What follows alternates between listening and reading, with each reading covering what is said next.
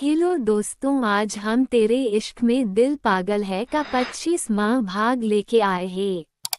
अगर आप हमारे चैनल पर पहली बार आए हैं तो चैनल को सब्सक्राइब करें ताकि कहानी के आगे के एपिसोड पब्लिश होते ही आपको नोटिफिकेशन मिल जाए। इंडिया में अस्पताल में रेहा होश में आ चुकी थी। रेहा ने डॉक्टर की तरह देखते हुए कहा, जिन्होंने मुझे बचाया था वह कहाँ है? ये सुनकर डॉक्टर ने कहा, वह बाहर ही है, क्या मैं उन्हें बुला दूं? ये सुनकर रेहा ने कहा, हाँ मुझे उनसे मिलना है, प्लीज उन्हें बुला दीजिए। ये सुनकर डॉक्टर बाहर गया और देव की तरफ देखते हुए बोला, आप जिसकी को लेकर आए थे वह होश में आ गई है, वह आपसे मिलना चाहती है। ये सुनकर देव रेहा के वार्ड के अंदर चला गया। रेहा ने जैसे ही देव को देख मुस्कुराते हुए बोली, थैंक यू मेरी जान बचाने के लिए, अगर आप आज नहीं आते तो मेरी जान चली जाती। देव ने मुस्कुराते हुए कहा, इंसान को इंसान की मदद करनी चाहिए। आप प्रॉब्लम में थी इसीलिए मैंने आपकी मदद की, वैसे क्या मैं आपसे कुछ पूछ सकता हूँ? ये सुनकर रेहा ने कहा, जी आपको क्या पूछना है? देव ने मुस्कुराते हुए कहा, मुझे लगता है जैसे कि मैं आपको कहीं देखा है, क्या आपकी शक्ल किसी से मिलती है? ये सुनकर रेहा ने मुस्कुराते हुए कहा, जी हाँ मेरी शक्ल मेरी मॉम की तरह है, मैं बिल्कुल अपनी मॉम की तरह दिखती हूँ। ये सुनकर देव ने अपनी मुठिया बंद कर ली। देव ने बिना रेहा को ये दिखाई कि उसे गुस्सा आ रहा है, मुस्कुराते हुए कहा, क्या मैं पूछ सकता हूँ कि आपकी माँ का क्या नाम था? रेहा ने मुस्कुराते हुए कहा, मेरा नाम है रेहा मेहरा और मेरी माँ का नाम था स्नेहा मेहरा। जैसे ही देव ने रेहा के मुंह से स्नेहा का नाम सुना, देव ने अपनी आंखें बंद कर ली और गुस्से से कहा, तो मेरा शक सही निकला, ये कि स्नेहा की बेटी है। रेहा ने मुस्कुराते हुए कहा, क्या हुआ, आप कुछ बोल क्यों नहीं रहे हैं? ये सुनकर देव ने मुस्कुराते हुए कहा, आपकी माँ अपने माँ की बहुत बड़ी हस्ती थी, वह राजस्थान की राजकुमारी थी, तो उन्हें सब जानते हैं। उनकी पेंटिंग में बचपन से देखे आया हूँ, इसीलिए मुझे लगा कि मैं आपको भी देखा है। ये सुनकर रेहा ने मुस्कुराते हुए कहा कि आपने सही कहा, मेरी माँ राजस्थान की राजकुमारी थी। ये सुनकर देव को अब पूरा यकीन हो गया कि जिस रेहा बात कर रही है वो और कोई नहीं, वही रेहा है जिसकी शक्ल वह पिछले 20 साल से अपने घर के पेंटिंग में देखते आ रहा था। देव ने गुस्से से रेहा की तरफ देखते हुए मन में कहा, तो तुम्हारी माँ है मेरी पूरे परिवार की बर्बादी की वजह।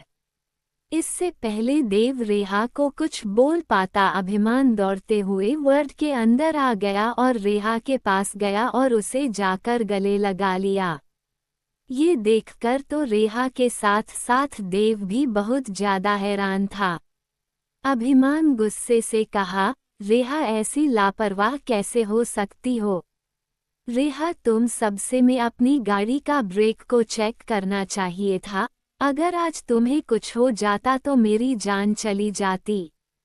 ये सुनकर रेहा ने अभिमान के पीठ को सहलाते हुए कहा, अभिमान मैं ठीक हूँ, प्लीज मुझे थोड़ा अलग हो सामने तो देख लेते कि सामने कौन है।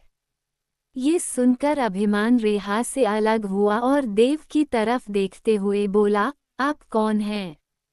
रेहा ने मुस्कुराते हुए कहा, यही है जिन्होंने मेरी जान बचाई है। अभिमान ने देव से हाथ मिलाते हुए कहा, मेरा नाम अभिमान राजपूत है, मैं रेहा का पति हूँ। ये सुनकर तो देव को और ज्यादा गुस्सा आने लगा, लेकिन देव ने अपने चेहरे पर मुस्कुराहट लाते हुए कहा, मेरा नाम देव मल्होत्रा है, आपसे मिलकर अच्छा लगा। इससे आगे अभिमान और रेहा देव को कुछ बोल पाते, देव को गुस्सा कंट्रोल नहीं हो रहा था। देव ने रेहा और अभिमान की तरफ देखते हुए कहा, आई एम सॉरी, मुझे जाना होगा। वह क्या है ना, मेरी एक बहुत इम्पोर्टेंट मीटिंग है। ये बोलकर देव जल्दी से उसे वार्ड से बाहर निकल गया। अभिमान ने रेहा की तरफ देखते हुए कहा, कितना अजीब इंसान है, मैं इसे थैंक्स बोल रहा था और यह इतनी अजीब तरह से चला गया। ये सुनकर रेहा ने कहा, छोड़ो ना अभिमान, उसकी सच में कोई मीटिंग होगी। ये सुनकर अभिमान रेहा के पास आया और उसके गालों को अपने हाथों में भरते हुए बोला, तुम कितनी लापरवाह हो गई हो। कम से कम अपना ख्याल तो रखा करो, तुमने एक बार भी मेरा ख्याल नहीं आया। ये सुनकर रेहा अभिमान के गले लग गई और रोते हुए बोली, अभिमान, जब मुझे लगा कि मेरी गाड़ी का ब्रेक फेल है और मैं मर जाऊंगी, तो मुझे सिर्फ तुम्हारा ही ख्याल आ रहा था। तुम्हारे साथ बिताए वह हर पल मुझे याद आ रहे थे। मैं बस भगवान से दुआ कर रही थी कि मैं बस बच जाऊं, क्योंकि मैं नहीं मरना चाहती हूँ। मैं तुम्हारे साथ अपनी जिंदगी जीना चाहती हूँ। अभिमान रेहा से अलग होते हुए उसके गालों पर हाथ रखते हुए कहा, मैं जल्द से जल्द पता लगा लूंगा कि तुम्हारी गाड़ी का ब्रेक किसने फेल किया था, क्योंकि वह गाड़ी तो आज ही ठीक होकर आई थी, तो फिर गाड़ी का ब्रेक कैसे फेल हो सकता है। रेहा ने अभिमान की तरफ देखते हुए कहा, मुझे नहीं पता, पर मुझे बस ये समझ में आ रहा है कि मैं तुम्हारे बिना नहीं जिंदा रह सकती हूँ और मैं तुम्हारे बिना मर भी नहीं सकती हूँ। ये सुनकर अभिमान रेहा की तरफ देखते हुए कहा, मैं तुम्हें इतनी आसानी से मरने नहीं दूंगा। ये सुनकर रेहा मुस्कुरा दी और अपने होठों को अभिमान के होठों पर रखकर किस करने लगी। अभिमान ने 1 मिनट तक कोई प्रतिक्रिया नहीं दी।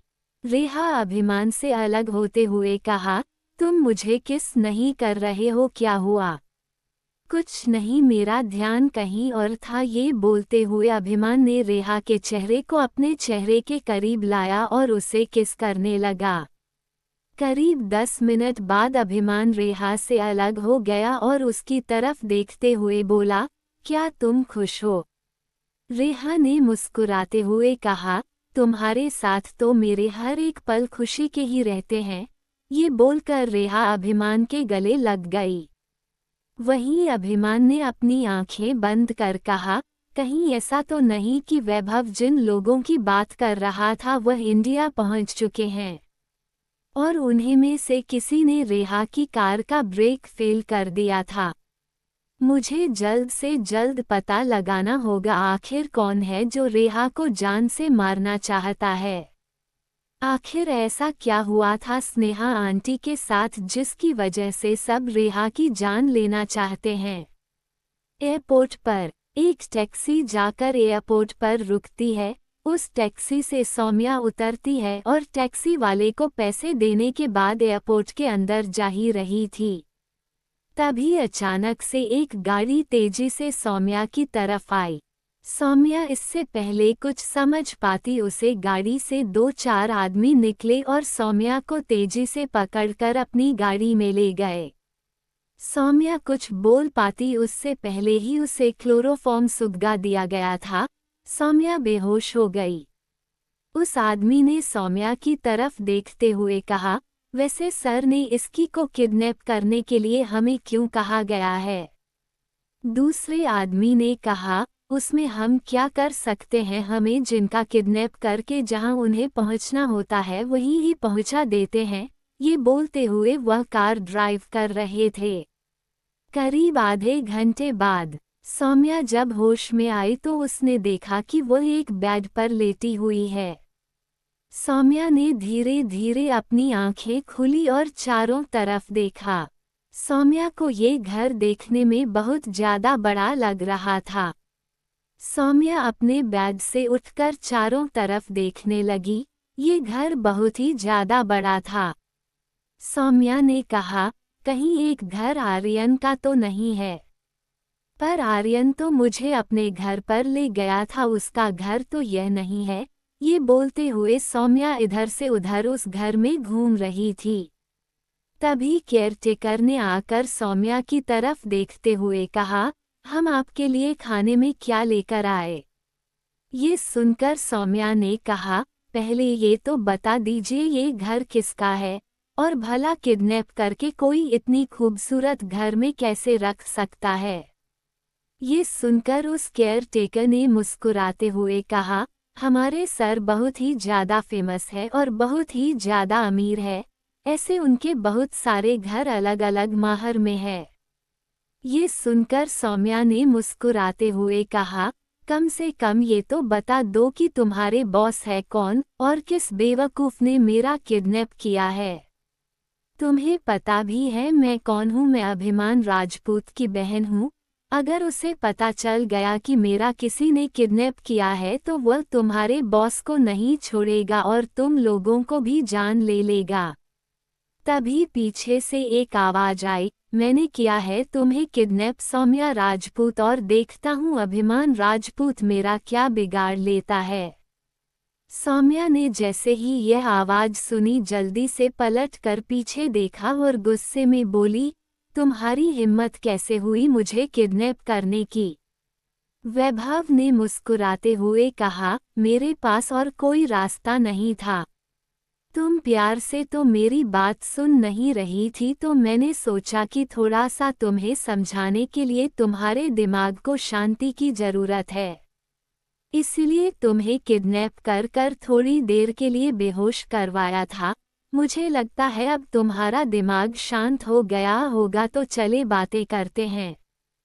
ये सुनकर सौम्या ने वैभव के हाथों को दूर झटकता हुआ कहा, मुझे तुमसे कोई बातें नहीं करनी है। वैभव ने सौम्या के हाथों को जोर से पकड़ा और उस दीवार में सताते हुए कहा, मेरी बात समझने की कोशिश करो।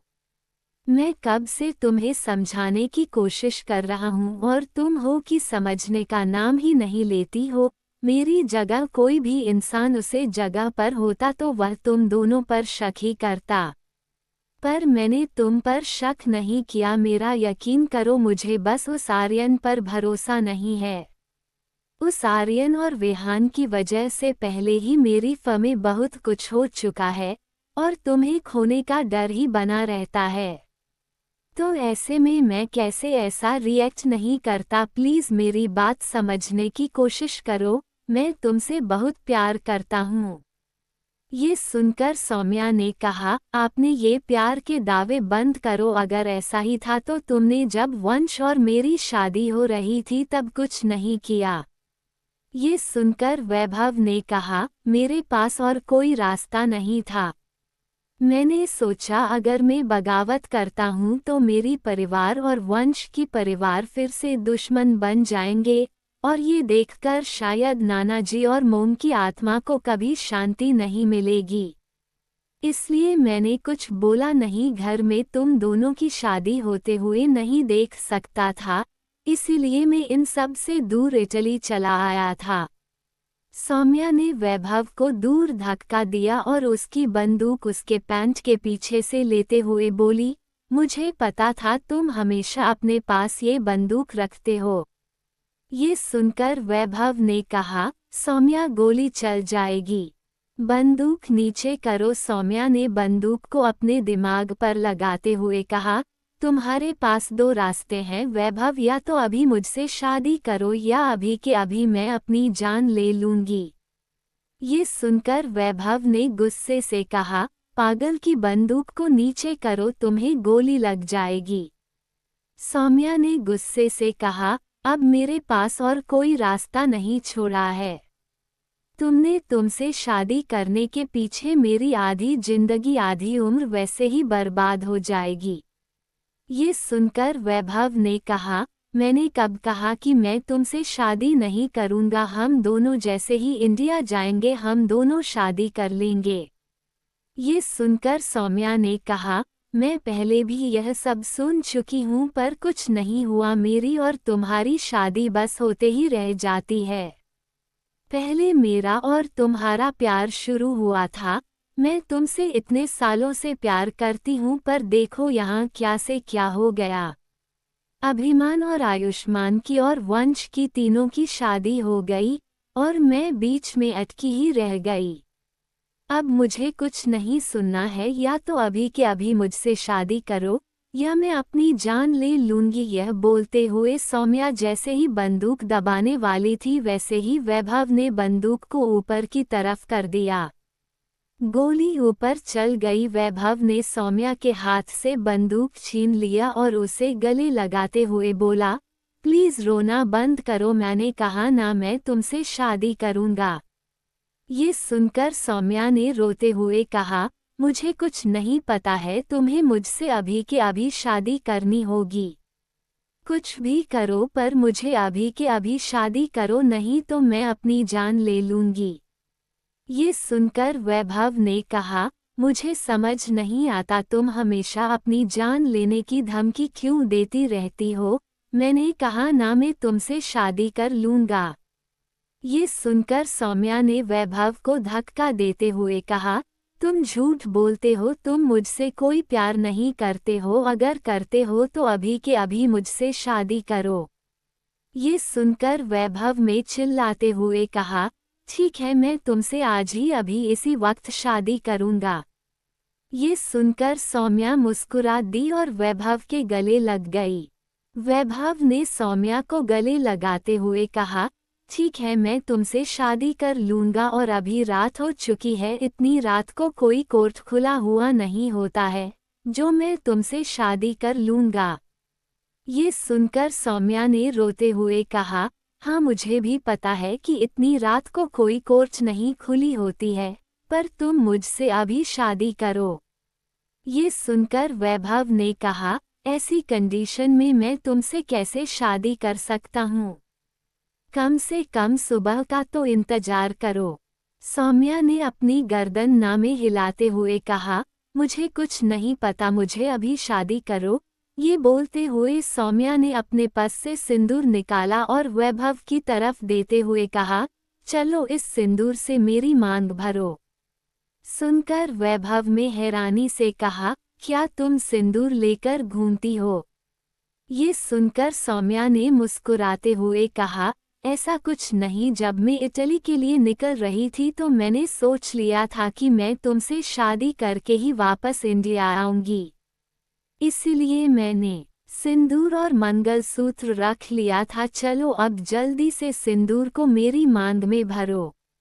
ये सुनकर वैभव मुस्कुराते हुए कहा, सच में मेरी ड्रामा क्वीन ज्यादा ही अमेजिंग हो। ये बोलते हुए वैभव ने सिंदूर लिया और सौम्या के मांग में डाल दिया।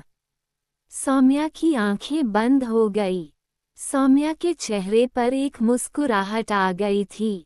सौम्या ने अपने पर्स से मंगलसूत्र निकाला और वैभव की तरफ देखते हुए कहा, चलो अब जल्दी से मुझे मंगलसूत्र पहनाओ।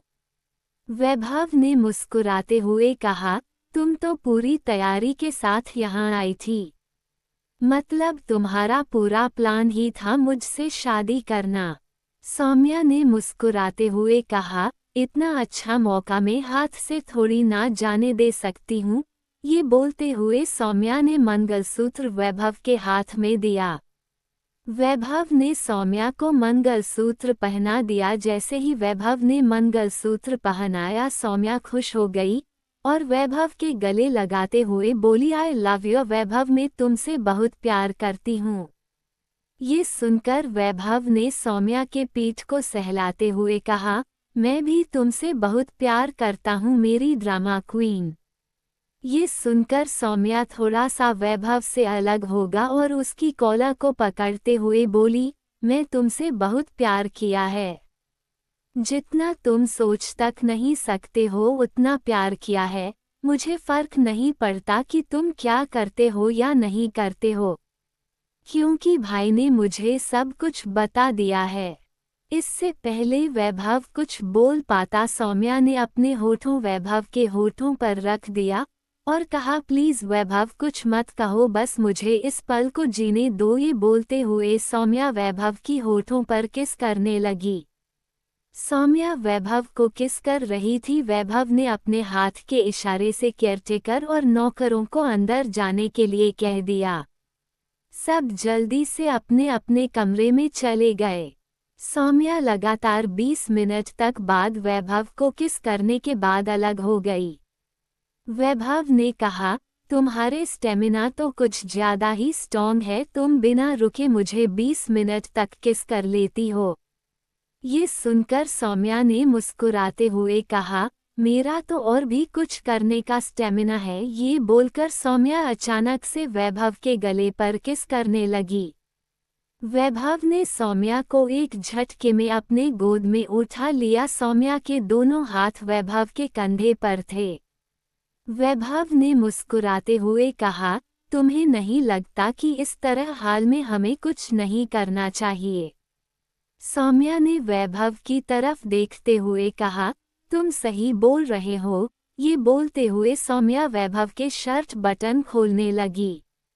वही वैभव सौम्या को गोद में लिए सीढ़ियों से अपने कमरे में चला गया। वैभव ने सौम्या को बहुत आराम से बैठ कर रखा और उसके सर पर किस करते हुए बोला, सो जाओ सौम्या, तुम बहुत ज्यादा थक गई हो। सौम्या ने गुस्से से कहा, मैं नहीं थकी हूँ। I love you. आज मुझे पूरी तरह से तुम्हें अपना बना लेना है। आज हमारे बीच की सारी दूरियों को मिटा देना है। ये सुनकर वैभव ने उसके होठों पर उंगली रखते हुए कहा, अभी तुमने जो कहा सो मैंने किया था। प्लीज कल तक का वेट कर लो। कल हम खुद कोर्ट में चलकर पहले अपनी शादी रजिस्टर करेंगे, उसके बाद तुम जो कहूँ कि मैं वही करूँगा। ये सुनकर सौम्या ने एक झटके में वैभव को अपने ऊपर खींच लिया। वैभव अचानक से सौम्या के ऊपर गिर गया। वैभव की चेस्ट सौम्या के सीने से टकरा रही थी। सौम्या ने वैभव की शर्ट की बटन को खोलते हुए कहा, आज मैं तुम्हारी कोई बात नहीं सुनने वाली हूँ। आज सिर्फ तुम्हें मेरे ही पास, मेरे बहुत करीब आना है। ये बोलते हुए सौम्या ने वैभव की शर्ट को खोलकर सोफे की तरफ फेंक दिया। वैभव ने कहा, सोच लो सौम्या, कहीं ऐसा ना हो कि कल शादी की दिन चलने के लायक ही ना रहो। सौम्या ने कहा, वैभव तुमने तो कहा कि मैं बहुत ज्यादा स्ट्रांग हूँ, मैं तुम्हें बहुत आराम से टॉयलेट कर लूंगी। वैभव ने एक झटके पर से सौम्या को अपने ऊपर कर लिया और उसकी तरफ देखते हुए बोला, मेरी जंगली बिल्ली, तुम कुछ ज्यादा ही वाइल्ड हो रही हो। सौम्या ने वैभव की तरफ देखते हुए कहा, अच्छा मैं बोल्ड हो रही हूँ ऐसा है क्या? मैं तुमसे प्यार कर रही हूँ, चाहे तुम्हें मेरे प्यार करने का तरीका बोल्ड जैसा ही क्यों ना लगे, पर आज मैं तुम्हें तो अपना बना कर ही रहूंगी। ये बोलते हुए सौम्या फिर से वैभव के ऊपर झुककर उसे किस करने लगी। वैभव ने सौम्या को एक झटके में नीचे कर दिया और उसके गालों पर हाथ रखते हुए बोला, अगर तुम यही चाहती हो तो मुझे कोई प्रॉब्लम नहीं है, पर तुम्हें सोचना पड़ेगा क्योंकि I know you are virgin, तुम्हें बहुत ही ज्यादा दर्द होने वाला है। ये सुनकर सौम्या एक झटके में उठ गई और वैभव की तरफ देखते हुए बोली, तुम्हें कैसे पता कि मैं वर्जिन हूँ? वैभव ने मुस्कुराते हुए कहा, तुम्हें क्या लगता है कि सिर्फ तुमने ही मुझ पर नजर रखी थी? ऐसा कुछ नहीं है सौम्या, तुम्हारी हर एक पल की खबर मुझे रहती थी। जितना तुम खुद के बारे में नहीं जानती हो उतना मैं तुम्हारे बारे में जानता हूँ। तुम्हारी सांसों से ज्यादा तुम पर नजर रखा है मैंने। तुम्हें क्या पता आज तक तुम्हारे लिए क्या नहीं किया है मैंने। ये सुनकर सौम्या मुस्कुराते हुए कहा, अच्छा जी, तो इतना प्यार करते थे तो कभी बोला क्यों नहीं? क्यों नहीं बताया कि तुम मुझसे प्यार करते हो? सिर्फ यही इंतजार करते रहे कि सौम्या आए और खुद अपने प्यार का इजहार करें।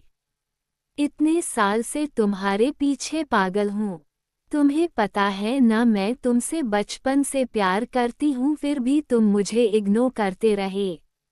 वैभव ने मुस्कुराते हुए कहा, क्योंकि उस समय तुम मेरे लिए सिर्फ मेरी बेस्ट फ्रेंड की बहन थी, और इस तरह से अपनी दोस्त की बहन से प्यार करना मुझे कहीं ना कहीं गलत लग रहा था। मैंने खुद को बहुत रोका और ये दिल सुनने को तैयार ही नहीं था। तुम्हारे प्यार में इतना दीवाना हो गया कि अब कुछ सुनने को तैयार ही नहीं है, इसे बस तुम और तुम्हारा प्यार चाहिए। ये सुनकर सौम्या मुस्कुरा दी। सौम्या ने मुस्कुराते हुए कहा, मुझे भी पहले इसी बात का डर था कि तुम भाई के दोस्त हो और सारा काम खत्म हो गया।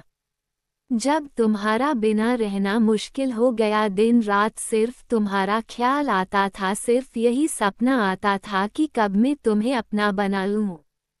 सिर्फ तुम्हारे साथ जिंदगी को जाना चाहती था।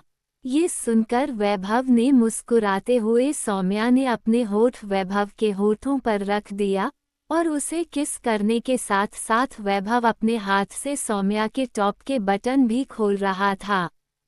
सौम्या को यह महसूस होते हैं। सौम्या ने मुस्कुराते हुए कहा, आई नो मेरे साथ साथ तुम भी टेढ़ हो इस पल के लिए, पर खुलकर बोल नहीं रहे हो। कोई बात नहीं वैभव, थोड़ी सी बेशर्मी तो मैं ही कर लेती हूँ।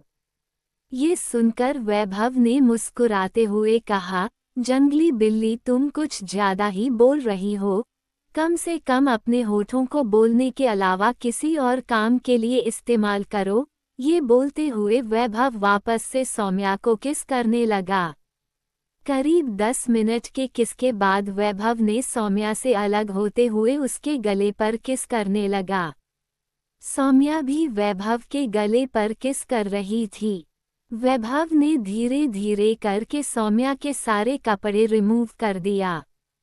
सौम्या ने अपनी आंखें बंद कर ली। वैभव ने उसकी तरफ देखते हुए कहा, अब अपनी आंखें क्यों बंद कर रही हो? सौम्या ने बिना वैभव की तरफ देखते हुए कहा, मुझे शर्म आ रही है। वैभव ने मुस्कुराते हुए कहा, अच्छा मेरी जंगली बिल्ली को शर्म आ रही है, अभी तो कुछ देर पहले वह बेशर्म बन रही थी, अब उसे शर्म आ रही है। ये बोलकर वैभव ने उसके सर पर किस किया और सौम्या की तरफ देखते हुए बोला, सौम्या ये पल दोबारा कभी नहीं आने वाला है। आज हमारी फर्स्ट नाइट है तो तुम्हें इस पल को एंजॉय करना चाहिए। अपनी आंखें खोलो और सब कुछ को देखो और महसूस करो मेरे प्यार को। सौम्या ने कहा, मैंने तुम्हें और खुद हमेशा इस तरह इमेजिन किया है, पर जब आप सब कुछ हो रहा है तो मेरा दिल जोरों से कर रहा है। मेरी सांसें भारी हो रही है, मैं तुम्हें ऐसे देखकर खुद पर कंट्रोल नहीं कर पा रही हूँ। ये सुनकर वैभव सौम्या को किस करने लगा। वैभव सौम्या की पूरी बॉडी पर किस की बारिश कर रहा था। सौम्या की हल्की हल्की सिसकी निकल रही थी। वैभव उसे जगह जगह बाइट भी कर रहा था। सौम्या बार बार हल्की हल्की सिसकियां में वैभव का नाम ले रही थी। वैभव ने सौम्या को किस करते हुए बोला, आज मैं तुम्हें अपना प्यार शिद्दत से फील करवाना चाहता हूँ, तो मैं ये एहसास दिलाना चाहता हूँ कि मैं तुमसे कितना प्यार करता हूँ। वैभव के हाथ सौम्या की बॉडी पर पूरी जगह टच कर रहे थे। सौम्या के हाथ भी वैभव के बालों को सहला रहे थे और उसके बॉडी के हर हिस्से को छू रहे थे। वैभव ने मुस्कुराते हुए कहा, आज की रात से हम दोनों के लिए है, हमें किसी और के नहीं खुद के बारे में सोचना चाहिए और इस पल को महसूस करना चाहिए। सौम्या ने वैभव की तरह देखते हुए कहा, मैं इस पल को महसूस करने के लिए बिल्कुल रेडी हूँ और यह पल अपनी पूरी जिंदगी में कभी भूल नहीं पाऊंगी। जिस दिन मैंने तुम्हें पूरी तरह से अपना बना लिया और खुद को तुम्हें सौंप दिया है। ये सुनकर वैभव ने सौम्या की तरफ देखते हुए कहा, तुम्हें थोड़ा दर्द होने वाला है, प्लीज बर्दाश्त कर लेना। सौम्या ने मुस्कुराते हुए कहा, तुम्हें अपना बनाने के लिए मुझे हर तरह का दर्द मंजूर है। ये बोलते हुए अचानक से सौम्या एक जोरदार चीख निकल गई। क्योंकि वैभव उसके अंदर दाखिल हो चुका था, सौम्या ने आंखों के कोनों से आंसू निकलने लगे।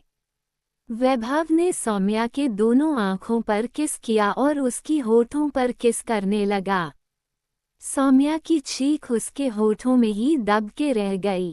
करीब 10 मिनट बाद वैभव सौम्या की होठों से दूर हुआ और उसकी तरफ देखा हुआ बोला, क्या तुम्हें बहुत ज्यादा पेन हो रहा है तो मैं तुमसे दूर हो सकता हूँ। सौम्या ने दर्द भरी आवाज में कहा, नहीं ये पेन कुछ देर में खत्म हो जाएगा, घर मुझे तुमसे दूर नहीं जाना, एक पल के लिए भी अब तुमसे दूर नहीं रहना है। ये बोलते हुए सौम्या के हाथ वैभव के पीठ पर थे। सौम्या के हाथ के नाखून वैभव के पीठ पर लग रहे थे और उसके पीछे खून भी निकल रहा था, पर वैभव को कोई फर्क नहीं पड़ रहा था। वैभव ने सौम्या की होठों और गालों पर किस करते हुए कहा, तुम्हें बहुत दर्द हो रहा है। ये बोलते हुए वैभव सौम्या के साथ बहुत सॉफ्टली बिहेव करने लगा। करीब 1 घंटे बाद सौम्या ने वैभव की तरफ देखते हुए कहा, मेरा दर्द बहुत कम हो चुका है। वैभव ने मुस्कुराते हुए कहा, मैं फास्ट नहीं कर सकता हूँ कि तुम्हें दर्द नहीं होगा। ये सुनकर सौम्या ने उसके होठों पर अपने होठ रखते हुए कहा, पर मैं चाहती हूँ कि तुम फास्ट करो। ये सुनकर वैभव उसके होठों पर टेस्ट करने लगा और थोड़ा फास्ट हो गया। धीरे धीरे सौम्या की सिसकियां निकलने लगी। सौम्या ने अपने दोनों हाथों से बेडशीट को कसकर पकड़ लिया और अपनी आंखें बंद कर ली। सौम्या के आंखों के कोने से अभी भी थोड़ा आंसू निकल रहा था। सौम्या ने आंखें बंद करते हुए कहा, मुझे थोड़ा पेन हो रहा है, प्लीज स्लो, मुझे नहीं पता था कि इसमें इतना ज्यादा पेन होता है।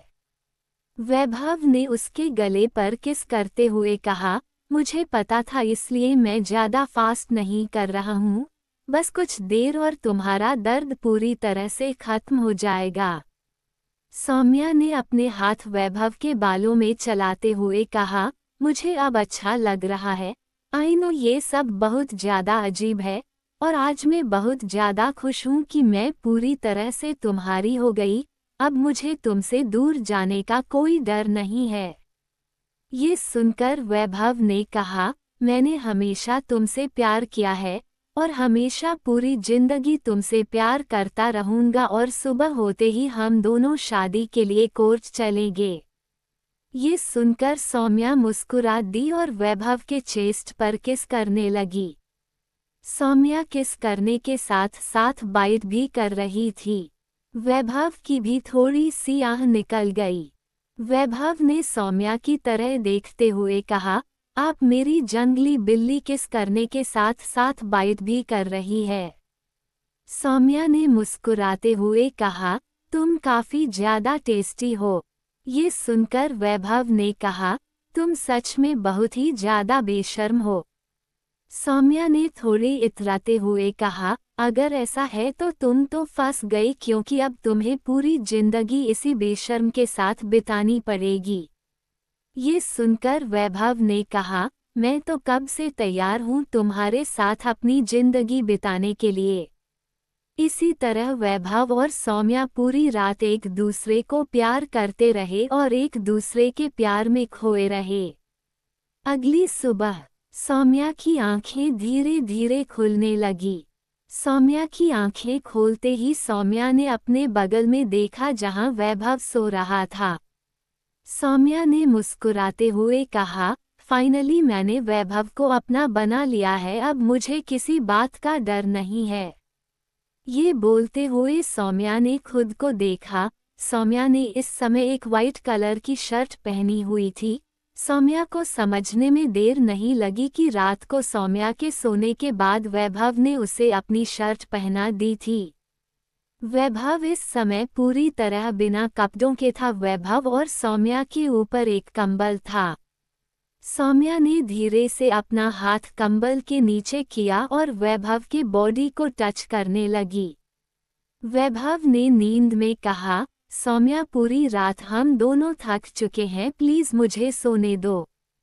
सौम्या ने मुस्कुराते हुए कहा, वैभव सुबह हो चुकी है, तुमने वादा किया था ना तुम मुझसे शादी करोगे, चलो शादी करते हैं।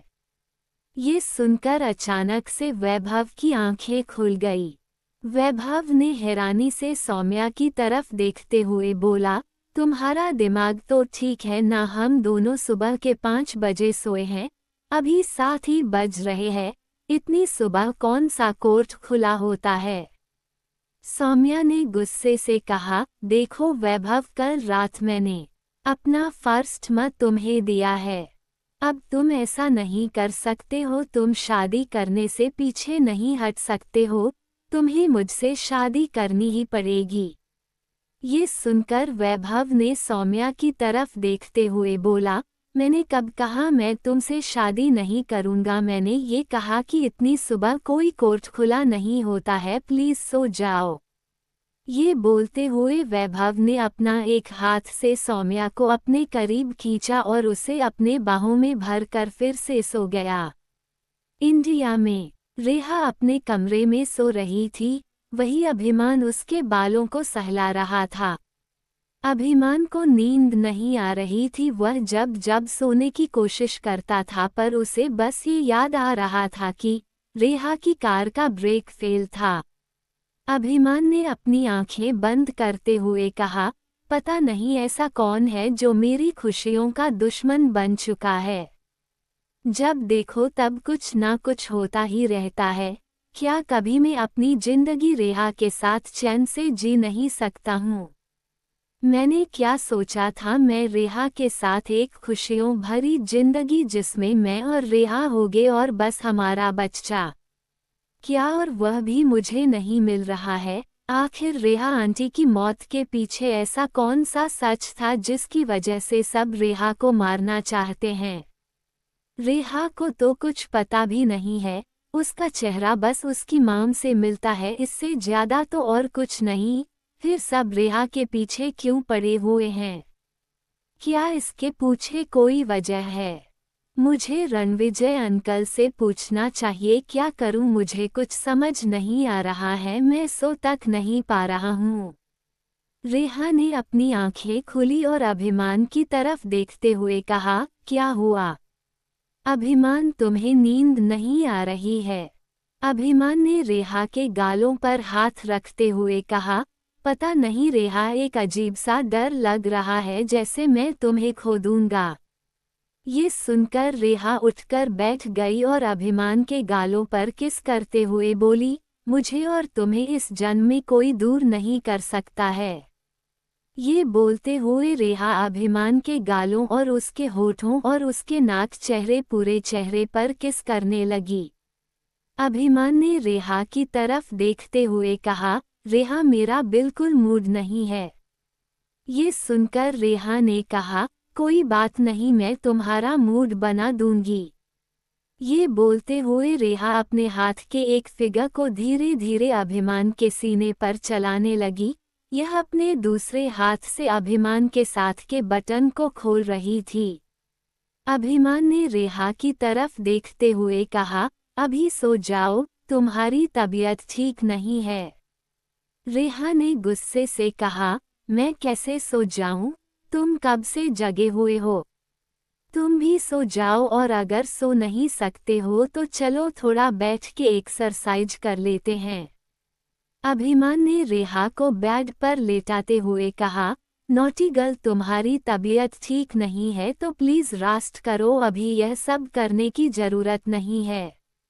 रेहा अचानक से बेड से उठ गई और अभिमान के ऊपर आते हुए बोली, मेरी तबीयत बिल्कुल ठीक है और तुम्हारे प्यार में तो और ठीक हो जाएगी, मुझे बस इस समय तुम्हारे प्यार की जरूरत है। ये बोलते हुए रेहा अभिमान के सीने पर किस करने लगी। अभिमान ने अपनी आंखें बंद कर रेहा किस करने के साथ साथ वाइट भी कर रही थी। करीब 2 मिनट बाद अचानक से अभिमान रेहा को अपने नीचे कर लिया और खुद उसके ऊपर आते हुए बोला, आई नो नॉटी गर्ल, तुम इतनी आसानी से मानने वाली नहीं है, तो चलो वही करते हैं जो तुम चाहती हो, थोड़ा बेड एक्सरसाइज कर ही लेते हैं, शायद उसके बाद हम दोनों एक दूसरे को प्यार करने के बाद शायद सो सके। ये सुनकर रेहा मुस्कुराने लगी। अभिमान रेहा को किस करने लगा और धीरे धीरे अभिमान के हाथ के कमर पर थे। अभिमान ने रेहा कमर को सहला रही था। रेहा की हल्की हल्की आहें भरने लगी। रेहा की दिल की धड़कन ज्यादा फास्ट होने लगी। अभिमान ने उसके दिल की धड़कन को सुनते हुए कहा, तुम्हें पता है जब भी मैं तुम्हारे करीब आता हूँ, तुम्हारा दिल मेरा नाम लेता है। रेहा ने मुस्कुराते हुए कहा, अभिमान मेरा दिल दिमाग और मेरा सब कुछ सिर्फ तुम्हारा है और सिर्फ तुम्हारा ही नाम लेता है। ये बोलते हुए रेहा अभिमान को किस करने लगी। कुछ देर बाद अभिमान के कमरे से सिर्फ रेहा के सिसकियां की आवाज आ रही थी, जिसमें रेहा सिर्फ अभिमान का नाम ले रही थी। लंदन में सौम्या की नींद कुछ देर बाद फिर टूट गई। सौम्या ने वैभव की तरफ देखते हुए कहा, वैभव अब तो 10 बज चुके हैं, उठो ना, चलो चलते हैं, शादी करते हैं। ये सुनकर वैभव में उठाते हुए कहा, मुझे समझ में आ गया है, जब तक आज तुम मुझसे शादी नहीं कर लेती तुम मुझे चैन से सोने नहीं दोगी और ना खुद से सोने वाली हो। तो चलो जल्दी से रेडी हो जाओ, हम दोनों चलते हैं। ये सुनकर सौम्या ने जैसे ही उसने की कोशिश की, अचानक से उसके मुंह से एक चीख निकल गई। वैभव जैसे ही उठने वाला था, उसने सौम्या की चीख सुनकर उसके पास आते हुए बोला, क्या हुआ, तुम इतनी जोर से क्यों चीखी? सौम्या ने रोते हुए कहा, चिल्लाओ नहीं तो क्या करूं, मुझे पूरी बॉडी में बहुत ज्यादा पेन हो रहा है, मुझे बहुत ज्यादा दर्द हो रहा है, दर्द मुझे चला भी नहीं जाएगा। ये सुनकर वैभव ने सौम्या को अपनी गोद में उठाया और उसे लेकर वॉशरूम के अंदर चला गया। वैभव के सौम्या को बाथटब में लेटाया और गर्म पानी का शावर ऑन कर दिया। वैभव सौम्या के पास आकर अपने हाथों से उसके ऊपर पानी डाल रहा था और उसकी बॉडी पर मसाज कर रहा था। कुछ देर बाद वैभव ने सौम्या की तरफ देखकर, क्या तुम्हारा पेन कम हुआ? ये सुनकर सौम्या ने कहा, थोड़ा बहुत कम हो गया है। वैभव ने मुस्कुराते हुए कहा, कुछ देर बाद नाश्ता करने के बाद तुम पेन किलर ले लेना, बस आधे घंटे बाद तुम्हारा पूरा दर्द खत्म हो जाएगा। ये सुनकर सौम्या ने मुस्कुराते हुए कहा, सही कह रहे हो। तो ये बोलकर सौम्या की तरफ एक आंख मारी और अचानक से थोड़ा सा पानी लेकर वैभव के ऊपर फेंकने लगी। ये देखकर वैभव ने मुस्कुराते हुए कहा, लगता है तुम्हें कुछ ज्यादा ही आराम मिल गया है, इसलिए इस तरह से बदमाशी कर रही हूँ। सौम्या ने कहा, मैं बस अब खुलकर जीना चाहती हूँ। ये बोलकर सौम्या फिर से वैभव के ऊपर पानी फेंकने लगी। वैभव भी ऊपर पानी फेंक रहे थे। उसी तरह दोनों उस बाथरूम में बस मुस्कुरा रहे थे और एक दूसरे के साथ मस्ती कर रहे थे। वैभव ने अचानक से सौम्या के दोनों हाथों को पकड़ लिया और उसकी तरफ झुकता हुआ बोला, सच में तुम कुछ ज्यादा ही प्यारी हो। ये सुनकर सौम्या मुस्कुराने लगी। तभी अचानक से वैभव अपने होंठ सौम्या के होठों पर रखकर उसे किस करने लगा। रायजादा पैलेस। रात का वक्त जहां पैलेस में सभी लोग सो रहे थे, वही वंशिका बस बेड पर करवटें बदल रही थी। वंशिका की आंखों में आंसू थे। वंशिका ने आंखें बंद कर कहा, मैंने सोचा था कि शादी के बाद मैं और वंश हमेशा खुश रहेंगे, पर शादी के 2-3 दिन हो गए हैं, पर मुझे वंश के करीब आने तक का मौका नहीं मिला। करीब तो क्या हो, मुझे ढंग से बात तक नहीं करते हैं। आखिर मैं ऐसा क्या करूं जो फिर से वंश मुझसे प्यार करने लगे? पता नहीं ऐसा क्यों हो रहा है। अचानक से वंशिका को उल्टी जैसा एहसास हुआ। वंशिका जल्दी से बेड से उठकर बाथरूम की तरफ भाग गई और खूब उल्टी करने लगी। अचानक से वंशिका को चक्कर आने लगा। वंशिका बाथरूम में गिर गई। वंशिका के गिरते ही वॉशरूम में कुछ सामान गिर गया। वंश जो वंशिका के कमरे से गुजर रहा था, उसने जैसे ही कुछ गिरने की आवाज सुनी वह जल्दी से वंशिका के कमरे में आया। उसने देखा कि वंशिका अपने रूम में नहीं थी। दौड़ते हुए वंशिका के बाथरूम की तरफ गया। वंश ने देखा वंशिका बाथरूम में बेहोश हो चुकी थी। शावर ऑन था। वंशिका पूरी तरह से भीग चुकी थी। वंश ने जल्दी से वंशिका को अपने गोद में उठाया और उसे बेड पर लेकर आया। वंश वंशिका को होश में लाने की कोशिश की पर वंशिका होश में नहीं आ रही थी। वंश ने जल्दी से डॉक्टर को कॉल किया और वंशिका की सारी कंडीशन बता दी। डॉक्टर ने कहा, सबसे पहले आप उसके जल्द से जल्द कपड़े चेंज कर लीजिए, क्योंकि जब तक मैं चेकअप के लिए आती हूँ तब तक उन्हें फीवर हो जाएगा। आप उनके कपड़े चेंज करके उन्हें कोई हल्के कपड़े पहने दीजिए। मैं जल्द से जल्द आकर उन्हें चेक कर लेती हूँ। ये सुनकर वंश ने हाँ बोल दिया और फोन कट कर दिया। वंश ने वंशिका की कपड़ों की तरफ देखा। वंश की नज़र अचानक से वंशिका के गोरे कमर पर और उस तिल पर पड़ी जो वंश को बहुत ज्यादा अच्छा लगता था।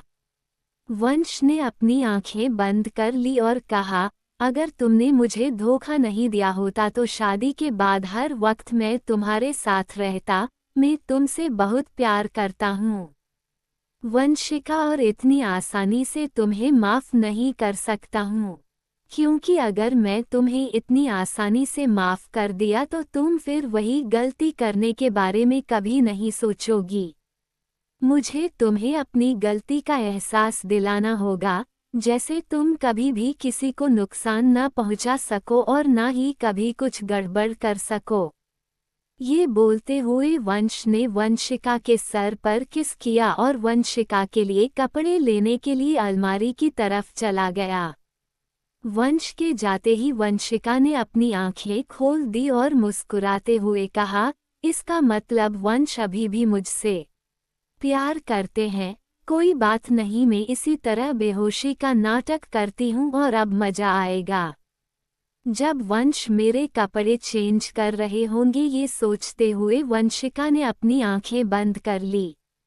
वंश ने अलमारी से एक नाइटी लेकर आया और धीरे धीरे करके वंशिका के कपड़े उतार करके उसके शरीर को अच्छी तरह से पूंछकर उसे अच्छे से पहना दी और उसके सर पर किस करते हुए बोला, आई नो वंशिका, तुम बहुत ज्यादा मासूम हो।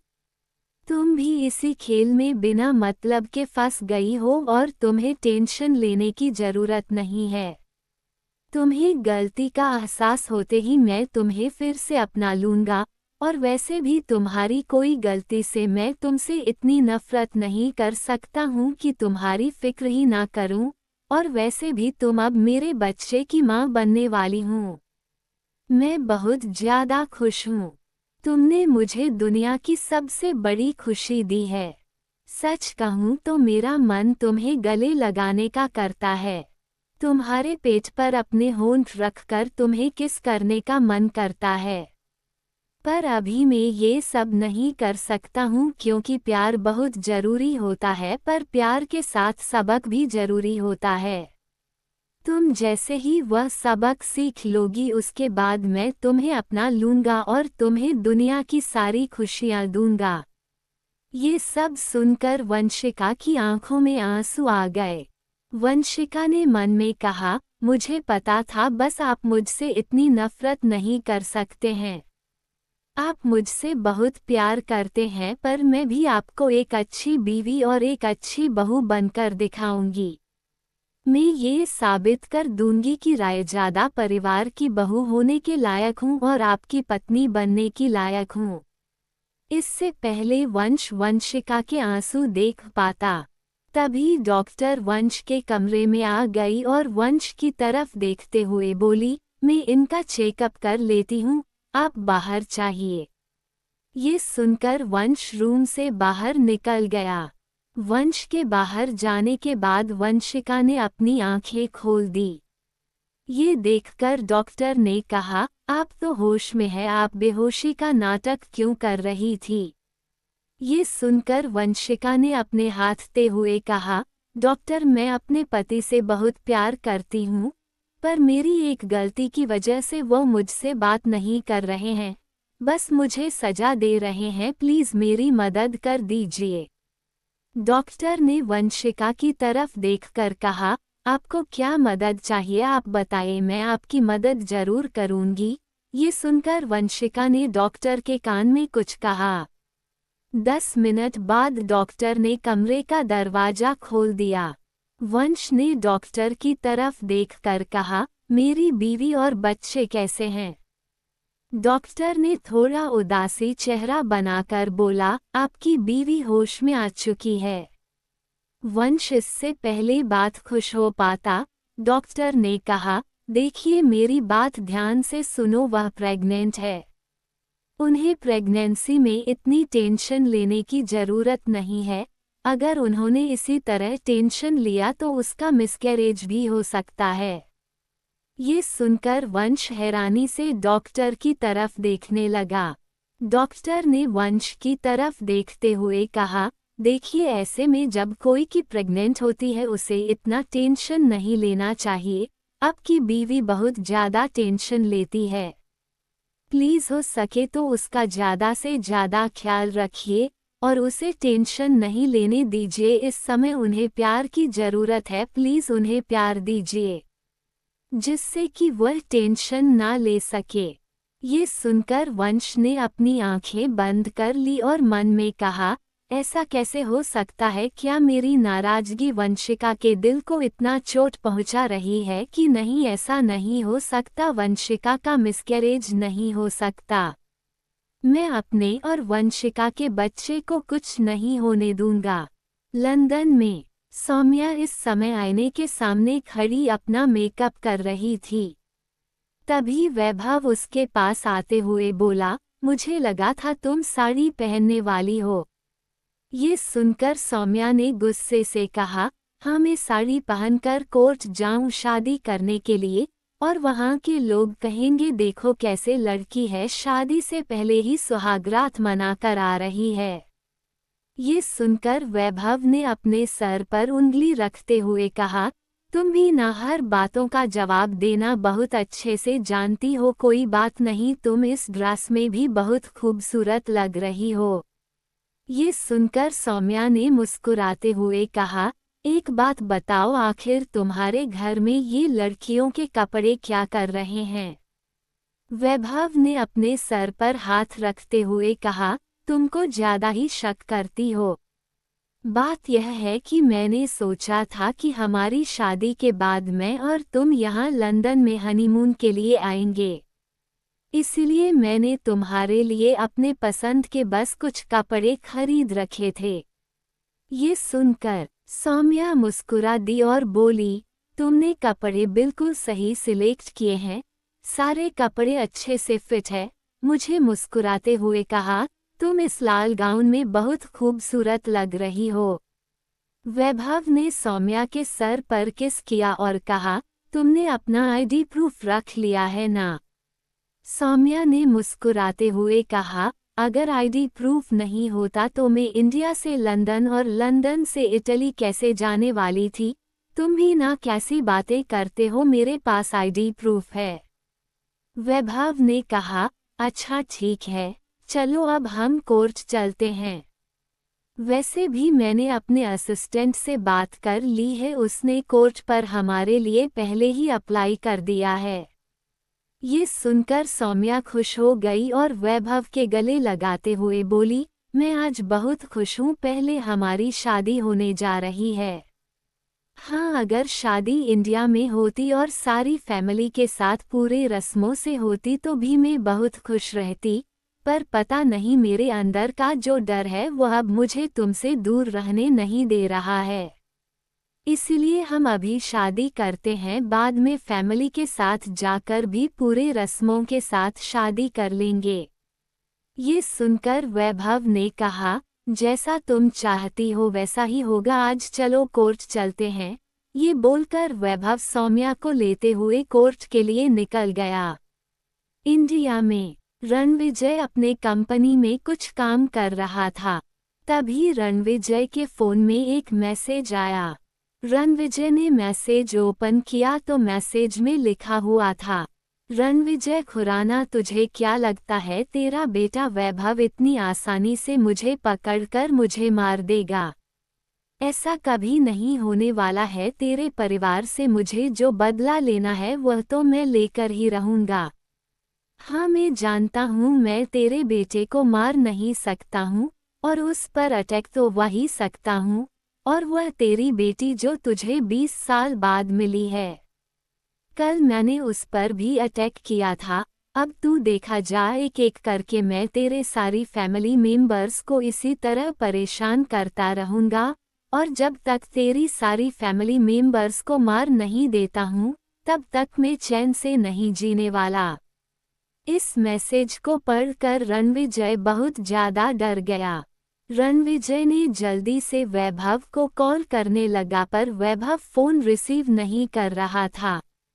रणविजय ने गुस्से से कहा, ये का जब देखो तब मेरा फोन उठाता ही नहीं है। ये बोलते हुए रणविजय ने अभिमान को कॉल किया। अभिमान ने 1-2 दिन में फोन रिसीव कर लिया और दूसरी तरफ से कहा, क्या हुआ ससुर जी, इतनी सुबह सुबह आपको मेरी याद कैसे आ गई? रणविजय ने गुस्से से कहा, तुमने मुझे बताया क्यों नहीं कि रेहा पर अटैक हुआ था? ये सुनकर अभिमान ने हैरानी से कहा, आपको कैसे पता चला कि रेहा पर अटैक हुआ था?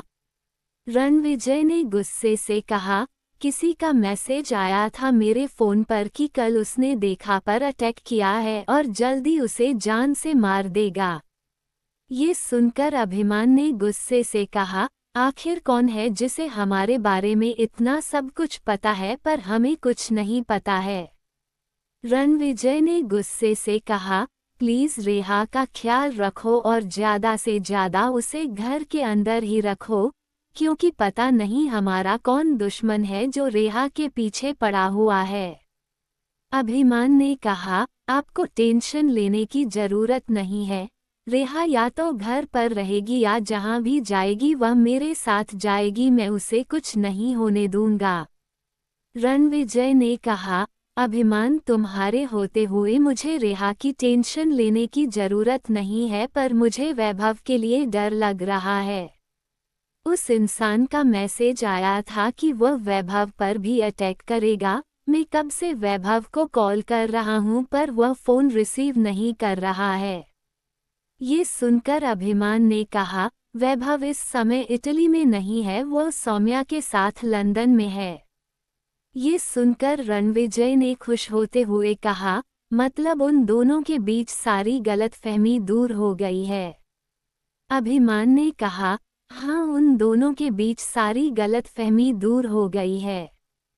कल रात को ही मेरी वैभव से बात हुई थी, वो और सौम्या एक साथ ही थे। आपको टेंशन लेने की जरूरत नहीं है, वैभव को कोई चोट नहीं पहुंचा सकता है। लंदन में कोर्ट में सौम्या और वैभव ने रजिस्टर पेपर पर साइन कर दिया और उसके बाद असिस्टेंट ने वर्णमाला दिया। दोनों ने एक दूसरे को वर्णमाला पहनकर फोटो क्लिक किया। सौम्या ने मुस्कुराते हुए कहा, चलो अब मुझे मंगलसूत्र और सिंदूर लगाओ। ये सुनकर वैभव ने कहा, ये तो मैं कल रात को ही किया था। सौम्या ने गुस्से से कहा, शादी अभी कर रहे हो ना तो अभी फिर से करो। ये बोलकर उसने असिस्टेंट की तरफ इशारा किया। असिस्टेंट है सिंदूर और मंगलसूत्र वैभव की तरफ दिया। वैभव ने सौम्या के मांग में फिर से सिंदूर भरा और उसे मंगलसूत्र पहना हुए बोला, अब तो खुश होना मेरी जंगली बिल्ली। सब में मुस्कुराते हुए वैभव को गले लगाकर कहा, हाँ, मैं बहुत ज्यादा खुश हूँ। तभी वहां पर अचानक से गोलियों की आवाज आने लगी। एक गोली सौम्या को एक कंधे को होते हुए असिस्टेंट को लग गई। सौम्या जोर से चीखी, असिस्टेंट भी चीखा। वैभव जैसे ही सौम्या से अलग हुआ उसने देखा कि सौम्या हाथ पर गोली लगी हुई है। वैभव ने पीछे देखा तो असिस्टेंट के सीने पर भी गोली लग गई थी। वैभव ने चारों तरफ देखा जहां लगातार गोलियां चल रही थी। वैभव में एक हाथ से सौम्या का हाथ पकड़ा और असिस्टेंट का हाथ पकड़ा और चिल्लाते हुए बोला, दौड़ते हुए बोला, यहाँ से भागो, ये रुकने की कोई जरूरत नहीं है। ये बोलते हुए तीनों तेजी से उसे कोर्ट से दौड़ते हुए निकल गए। आखिर कौन है जो रेहा और वैभव दोनों की जान लेना चाहता है कि दुश्मन से खतरा है रणविजय के परिवार को?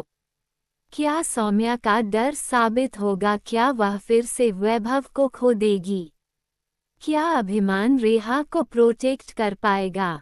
अब आगे क्या होगा ये जानने के लिए बने रहे मेरे साथ। कहानी पसंद आई हो तो वीडियो को लाइक, शेयर और कमेंट करें। आप चाहते हैं कि मैं आगे के एपिसोड कंटिन्यू करूं तो कमेंट करें।